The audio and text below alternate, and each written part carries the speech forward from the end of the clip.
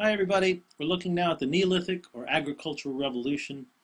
The interesting questions here are what caused the Neolithic revolution? What were the results of the Neolithic revolution?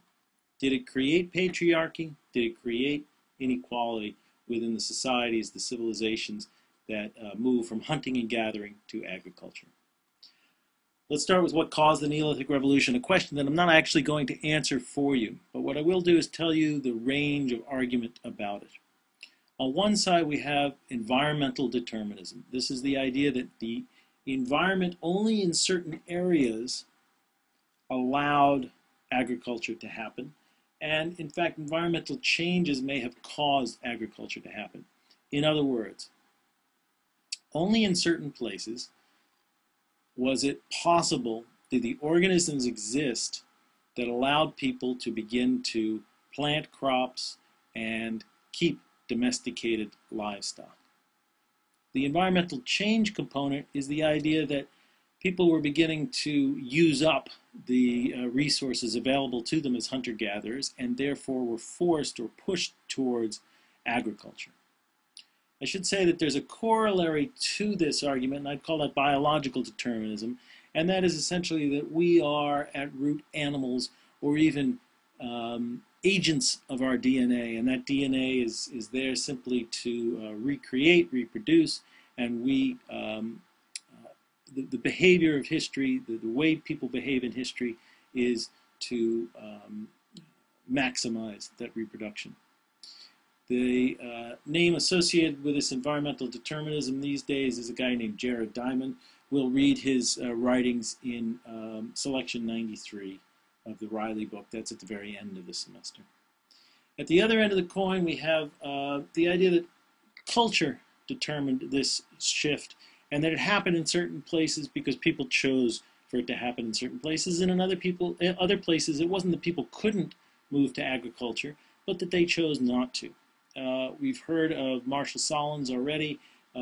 He is an anthropologist, and he would argue that culture determines the shift. Human choices determine the shift to agriculture. So now I'm going to ask you to answer a set of questions using this map here. By the way, on this map, on this image, you'll see down at the bottom a text that gives you the basic story of the development of agriculture or the Neolithic revolution. You can also see where it happened. So you're going to want to go back to that map, and you're going to want to look at that map and try to answer these kinds of questions. So looking at that map, our friend Jared Diamond would emphasize latitude and climate. He would say the latitudes and the climates where agriculture happens is what determines them. Marshall Solins, on the other hand, would emphasize the diversity of agricultural revolutions, the diversity of societies. Your job is to figure out what you think is more plausible. What's a better explanation for that map, Solins or Diamond? Within that, you may want to say to yourself, well, hang on, I don't really necessarily know, but if I knew this, I'd be able to make a much better assessment. Okay? The other question I have for you is to think about what that story tells us about climate change today. In other words, if we believe that culture and human choice is at issue here, what does it tell us about our relationship with the environment today? And that's going to be a long-standing question throughout the semester. Okay. Finally, I just want to emphasize again this idea about progress that I talked about last time.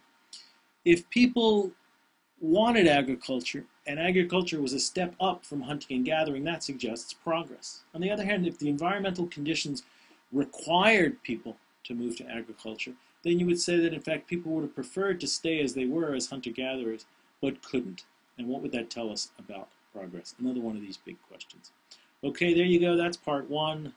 Bye-bye.